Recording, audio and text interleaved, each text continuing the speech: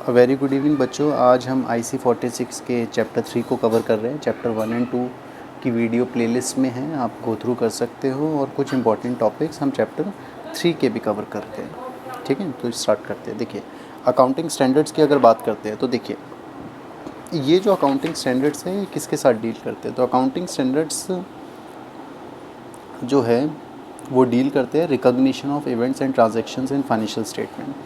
Financial statement चाहे हमारी profit and loss account हो, बैलेंस शीट हो, इसमें जितने भी इवेंट्स और ट्रांजैक्शंस हैं उनका रिकॉग्निशन क्या है, ठीक है, उनको कैसे रिकॉग्नाइज करना है, ये सब अकाउंटिंग स्टैंडर्ड डील करते हैं इन सब चीज़ों से। Secondly, measurement of event and transactions in financial statement.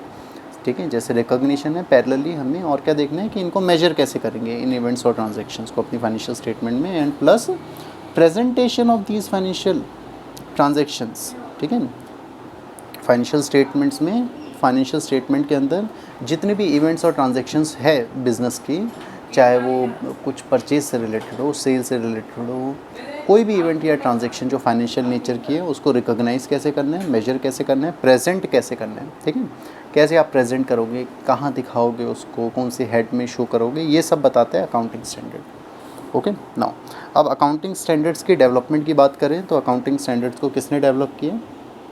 So AS are developed and designed by accounting standard board, ASB। Okay, accounting standard board ने इसको डेवलप किया और ये कॉन्स्टिट्यूट हुए थे।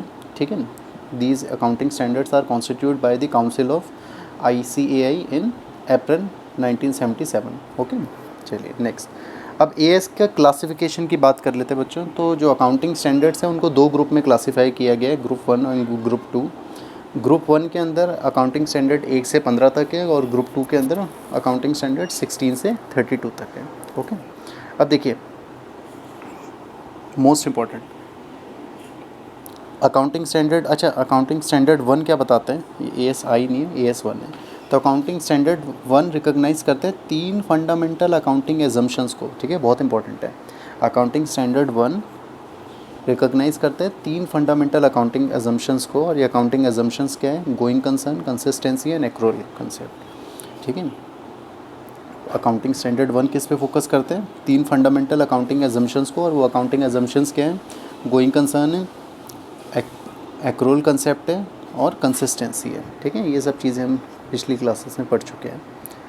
Next, responsibility for the issue of accounting standard. Accounting standards को issue करने की रिस्पॉन्सिबिलिटी किसके ऊपर आती है बच्चों। तो अकाउंटिंग स्टैंडर्ड्स को इशू करने की रिस्पॉन्सिबिलिटी आती है ICAI पे। ठीक है, institute of chartered accountant of India पे रिस्पॉन्सिबिलिटी है अकाउंटिंग स्टैंडर्ड्स को इशू करने की।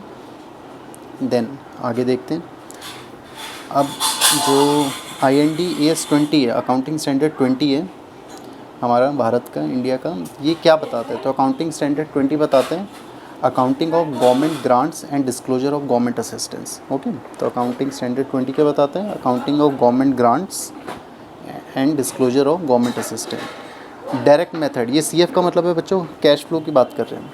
कैश फ्लो से रिलेटेड कुछ जो डायरेक्ट मेथड है वो क्या बताते हैं। तो direct method is use for the preparation of cash flow statement of an insurance company. ठीक है, कैश फ्लो को आप डायरेक्ट मेथड से भी कैलकुलेट कर सकते हो, इनडायरेक्ट से भी, बट इंश्योरेंस कंपनी की, क्योंकि हम III के एग्ज़ाम्स दे रहे हैं, तो इंश्योरेंस कंपनी की अकाउंटिंग के लिए जो कैश फ्लो मेथड यूज़ करता है वो डायरेक्ट मेथड यूज़ करता है। ठीक है, ध्यान रखना।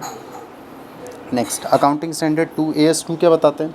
ठीक है, तो AS2 बताता है, AS2 क्या बताएगा, AS2 बताता है हमारा वैल्यूएशन ऑफ इन्वेंट्री। ठीक है, ध्यान रखना है।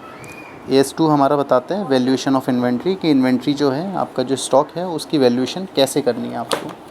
ऐसे AS30 की अगर बात करते हैं तो AS30 एप्लीकेबल है for the investment in immovable property and long term investment. Long term investment और इमूवेबल प्रॉपर्टी के इन्वेस्टमेंट के लिए। ठीक है, इमूवेबल प्रॉपर्टी जो मूव नहीं कर सकते, तो लॉन्ग टर्म इन्वेस्टमेंट और इमूवेबल प्रॉपर्टी के इन्वेस्टमेंट से रिलेटेड जो AS है वो 13 है। Now AS30, 31 and 32, all these 3 AS are related to investment in financial assets. Okay, अब इन्वेंट्री वैल्यूएशन से रिलेटेड एक बहुत इंपॉर्टेंट पॉइंट है, वो ध्यान रखना कि inventory should be valued at lower of cost और नेट रियलाइजेबल वैल्यू। ठीक है, इन्वेंट्री को वैल्यू करते वक्त हम क्या देखेंगे कि it should be valued at lower of cost और net realisable value. Okay okay बच्चों, तो आज की क्लास यहीं समाप्त करते हैं, बाकी नेक्स्ट क्लास में कवर अप करेंगे।